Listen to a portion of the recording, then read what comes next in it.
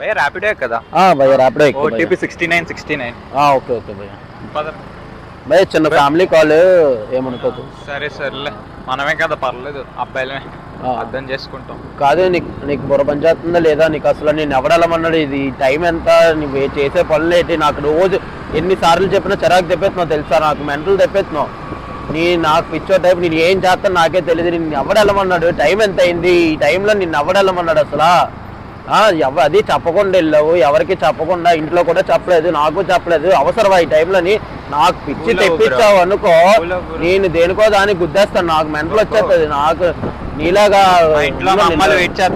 Bro, ఆగు bro, నువ్వు నాకు మెంటల్ వచ్చేస్తుంది. నా వెనకతలు మా బావ ఉన్నాడు, ఎవడున్నాడని చూడను.